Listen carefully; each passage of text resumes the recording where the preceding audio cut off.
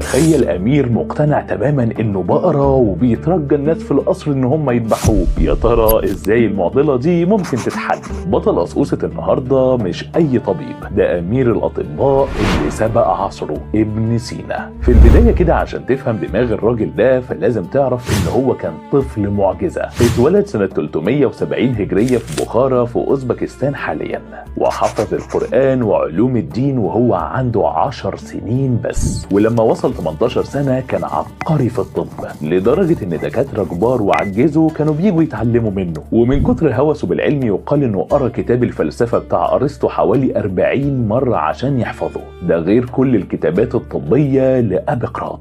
وخلينا بقى نرجع لقصتنا الأساسية. الأمير ده جاله مرض نفسي شديد اسمه وقتها الميلانخوليا، واللي طلع منها كلمة الميلانخوليا عندنا دلوقتي، وهو حالة من الاكتئاب الشديدة جدا خلته يمتنع عن الأكل تماما، وبيصرخ وبيقول لهم اذبحوني واطبخوا لحمي للناس يستفيدوا منه. كل الاطباء في الوقت ده فشلوا لحد ما جابوا ابن سينا، واللي ما عملش زي كل اللي سبقوه قال ده مجنون واربطوه خلاص، لانه كان مقتنع ان المرض العقلي والنفسي ليه علاج زي اي مرض عضوي تاني. فدخل القصر ومعاه سكينة جزار كبيرة وبيصرخ وبيقول فين البقرة عشان نذبحها النهارده. الامير فعلا فرح جدا ونام مستني عشان يتذبح. ابن سينا بقى قرب منه وجس نبضه بجدية شديدة، وبص كده للناس وقال لهم البقرة دي نحيفة جدا وما فيهاش لحم، هلفوها كويس عشان تنفع تتذبح. الامير من فرحته بدأ ياكل بشراهة، وبكده عالج حتة امتناعه عن الاكل.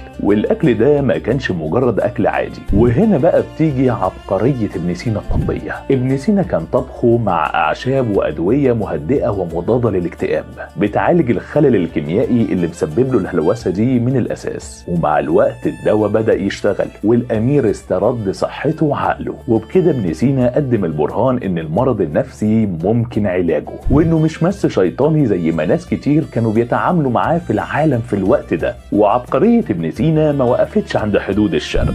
الراجل ده ألف موسوعة القانون في الطب، الكتاب اللي أوروبا فضلوا يدرسوه كالمرجع الطبي الأساسي عندهم لأكتر من 600 سنة، وكان شارح فيه أمراض معقدة وكيفية علاجها زي الصفرة والتهاب الزائدة الدودية. وأطلقوا عليه في أوروبا اسم أفيسينا، وعلقوا صوره في قاعات التدريس عندهم اعترافا بفضله. واستنونا في قصة جديدة من علماء في الإسلام. سلام.